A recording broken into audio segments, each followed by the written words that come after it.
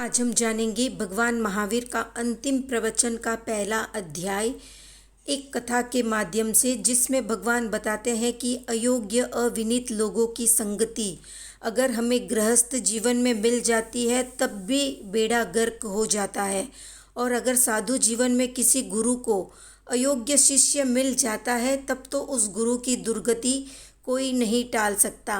पर सहनशील समझदार गुरु ऐसे अयोग्य शिष्य पाकर भी अपनी मुक्ति सुनिश्चित कर लेते हैं। तो अब जानते हैं कहानी। भद्र बुद्धि नामक आचार्य का एक क्षुद्र बुद्धि नामक अत्यंत अविनीत शिष्य था।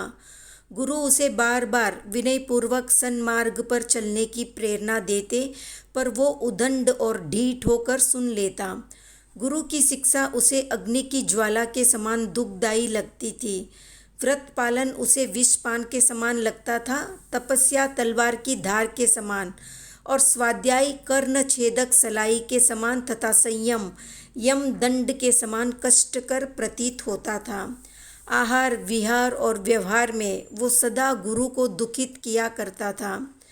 वो भिक्षा में प्राप्त सरस स्वादिष्ट आहार स्वयं खा जाता, और जो नीरस रूक्ष और तुच्छ आहार होता वो गुरुदेव को देता। जब उसकी इच्छा गुरु को आहार देने की नहीं होती तो वो श्रावक श्राविकाओं से जाकर कहता कि आज गुरु महाराज के उपवास है। इस प्रकार गुरु को भूखा रखकर सारा भोजन स्वयं खा जाता। बेचारे गुरु शांत भाव से क्षुधा को सहन करते और स्वाध्याय ध्यान में अपना समय व्यतीत करते। कभी कभी क्षुद्र बुद्धि शिष्य भक्त लोगों से कहता, आज हमारे गुरुदेव ने बेला किया है, यानी 2 दिन का उपवास किया है। कभी कहता 3 दिन का उपवास किया है हमारे गुरु ने। गुरु शिष्य के मिथ्या प्रचार का विरोध न करके समभावपूर्वक बेला या तेला कर लेते, किंतु इस प्रकार शरीर को भूखा रखने से कहाँ तक चलता। भूख तो लगती थी, किंतु उसे बार बार रोकने और दबाने से तथा आहार न देने से गुरु का शरीर दुर्बल और अशक्य हो गया। वृद्धावस्था में जीर्ण अशक्त और दुर्बल शरीर के कारण गुरु से चलना कठिन हो गया। विहार करने से उन्हें अत्यंत कष्ट होने लगा, किंतु उदंड शिष्य की बार बार नोक झोंक के कारण उन्हें विवश होकर विहार करना पड़ता था। गुरु की इस कष्टमयी दुरवस्था को देखकर तथा गुरु के द्वारा बार बार प्रेम से समझाने पर भी वो प्रतिकूल ही चलता था। कभी कभी गुरु महाराज दान धर्म आदि किसी विषय पर प्रवचन करते, तब क्षुद्र बुद्धि शिष्य उनके प्रवचन को सिद्धांत प्रतिकूल बताने या उक्त विषय में उनकी अनभिज्ञता को प्रकट करने के लिए बीच में ही बोल उठता, ये बात ऐसी नहीं है, ऐसी है। मेरे गुरुजी की बुद्धि सटिया गई है, इसलिए सिद्धांत के प्रतिकूल हमेशा बात करते हैं। जब कभी उसे व्याख्यान देने की इच्छा उठती तो वो श्रोताओं से कहता, आज गुरुजी के मौन है, वे व्याख्यान नहीं देंगे, आज मैं ही व्याख्यान दूंगा। इस प्रकार दुर्विनीत शिष्य जोर जोर से गला फाड़कर अपनी प्रवचन पटुता सिद्ध करने का प्रयास करता था।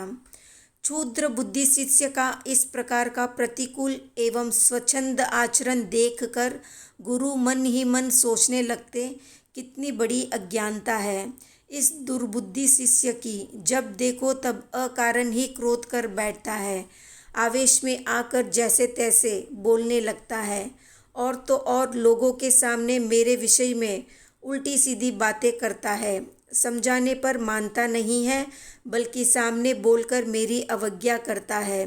मर्मस्पर्शी वचन बोलता है, यहाँ तक कि झूठ बोलने में भी नहीं हिचकिचाता। दोष बताने पर झगड़ा करने लगता है, हर बात में मेरे प्रतिकूल व्यवहार करता है। इसके तो दुष्कर्मों का बंध होता ही है। मैं निग्रंथ साधु होकर उसके निमित्त से दुष्कर्मों का बंध क्यों करूं?